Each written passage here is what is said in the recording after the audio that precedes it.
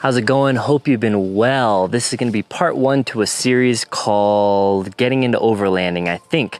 In part one, I'm going to be answering the relatively simple question, what is overlanding? But to give some backstory, I drive a 2016 Toyota Tacoma. I've had it for a couple years and I've gone on a lot of adventures. I've had this rooftop tent on here for a while and I've showed some stuff, but recently I got a lift, been getting other gear. I have been mentioning the term overlanding, and to a lot of you don't know what that term means. So I get a lot of emails and questions. What is overlanding? Can you explain to me what that is? It sounds cool. So I'm making a video about that, but furthermore, to kind of give you a preview of what's going to happen in this series, it's going to be geared towards helping people that are kind of like new into overlanding or want to get into overlanding. So I'm going to cover topics like vehicle selection, tires and wheels, lifts, just recovery gear, camping gear, storage gear, that kind of stuff. Just a bunch of videos mostly about gear because that's kind of what my channel is. I'm like a gear junkie kind of. So in all of my systems, whether it be an AR build or a get home bag or an everyday carry bag, everything is very intentional. Everything is very well thought out and organized, and it's not just like I toss a bunch of stuff together. So that same kind of mentality, mindset, or whatever is going to carry over into my rig. So if you have a Tacoma, it will be largely applicable. If you have something else, it'll still be pretty applicable as well, I think. So part one, I didn't really plan on doing this series, so I don't have a lot of cool footage and stuff because I haven't been filming when I've been going out. So I'm gonna be planning on filming more when I go out and that kind of stuff. So future videos, you can look for more actual content of overlanding, whereas this one's gonna be mostly just talking. So what is overlanding, right? I don't know. In its most basic sense, it is going over land. So there's a lot of carryover with overlanding and off-roading and 4x4, and it's all kind of similar and related, but overlanding in my mind is really using a vehicle typically to get to a destination. So overlanding versus off-roading, a lot of people will say there's a lot of crossover, and I'm one of those people. You definitely do off-roading while you're overlanding and vice versa. So the difference is, what is the difference between off-roading and overlanding? Well, in my mind, typically off-roading is when you're trying to conquer an obstacle, when you're trying to conquer a trail. And overlanding, yes, you do enjoy the journey, but it's more about the destination. A lot of times overlanding will involve camping. A lot of times it'll be multi-day, multi-week, for some people multi-month or multi-year even. Whereas off-roading typically in and of itself usually is a day trip activity.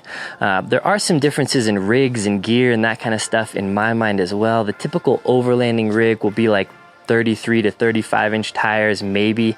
Not to say you can't overland with 40s, you certainly can, but typically off-roading, you get bigger, you get crazier, you get, dedicated huge mud terrain tires and that kind of stuff. So there is some differences in my mind for like an overlanding rig versus an off-roading rig.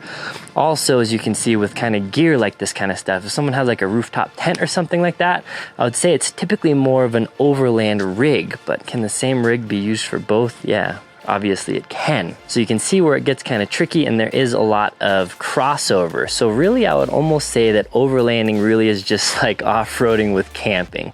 And that's the main difference, which I like. I really enjoy camping. I enjoy spending time in nature. So off-roading a lot of times, and I've been into some pretty serious off-roading and I've enjoyed it.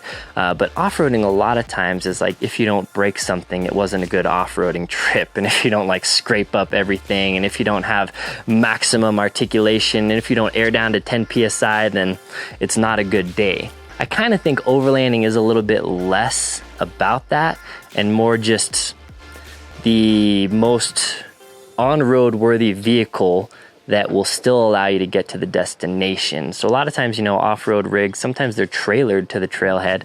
Overland vehicles are typically going to be able to travel hundreds of miles. A lot of people will overland in other states, so they'll drive their rig that they're going to be overlanding to the destination. So again, hard to kind of completely explain what overlanding is, but hopefully that kind of gave a quick summary, I guess, for those of you that were confused about the term specifically. But yeah, definitely stay tuned, get subscribed to the channel if you're not, if you're interested in overlanding in general, and if you're specifically interested in more details on this rig.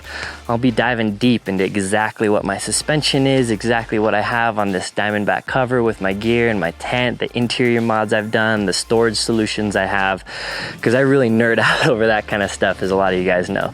So if you're into that, get subscribed. If you found this video helpful at all, or if you're just excited about the videos to come in this realm or genre, hit that thumbs up button, hit that notification icon if you're into it as well.